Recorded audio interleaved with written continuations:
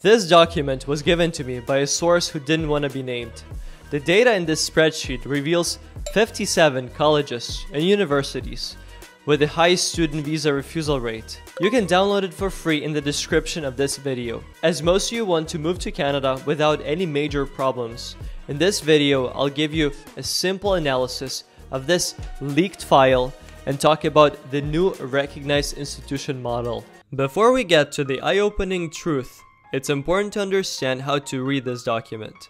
The first column is the name of the institution. The second one is the province. As you can tell, most of these schools are in Ontario and Quebec. The third and the seventh columns are the number of international applicants. Highlighted in red are schools with over 1,000 study permit applications.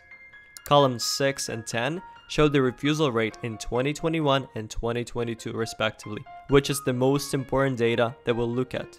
Highlighted in orange are drastic changes in numbers. I'd like to start by saying, in the last 3 years of building this platform, I've spoken with thousands of incredible international students, many of whom faced visa refusals. Numbers are louder than words. Canadian study permit is the most refused student visa in the world right now, with a 40% refusal rate. The last thing you want is to let the school's reputation affect your success. This is exactly why I encourage you to carefully review the list I shared with you in the description to this video. The first surprise to me was the extremely high number of students applying to Quebec schools, like College Canada or CDI in 2021. However, then we see a steep decline in 2022 as the news started spreading about these schools. In 2022, students with acceptance letters to these schools had a refusal rate of over 70%. The second surprise is two universities, Laurentian University and Yorkville University. According to some students who attended these schools, they are not bad institutions in terms of quality.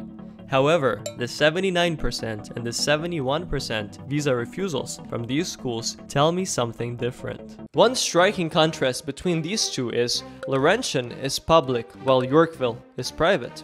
However, this apparently does not help with the rates of visa refusals.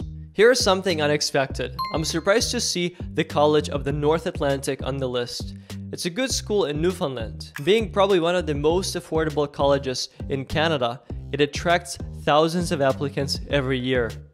But yet, it has a 72% refusal rate, which is lower than the previous year, but still pretty high. Now let's speak about the changes coming in fall 2024. The Minister of Immigration, Mark Miller, recently announced a new model that will affect your application. As we continue to review the International Student Program, I can also confirm that we'll move ahead with a new recognized institution framework. We've been actively engaged with stakeholders, including Sheridan College, post-secondary education associations, and learning institutions on this concept, and we'll continue to refine it. We plan to implement the recognized institution framework in time for the fall semester of 2024. The framework would recognize those institutions whose international students benefit from top-class services, housing, and other supports. Our goal here is to punish the bad actors, make sure that they are held accountable, and reward the good actors who provide adequate outcomes for the success of international students. I see this model as a fast lane.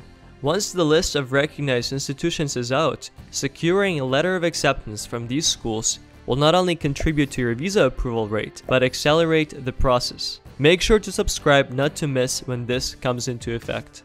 Do not forget to download the list I shared with you today to stay ahead in your immigration journey, and comment below if this video helped you. Me and my source would really appreciate it. I'd like to leave you with some changes that are going to affect international students in Canada, especially their chances for getting permanent residency.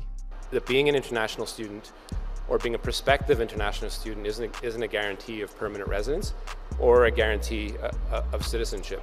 Therefore, I recommend you watch this video next to learn about groups of people for who it's now easier to get PR in Canada. I'll see you in that one.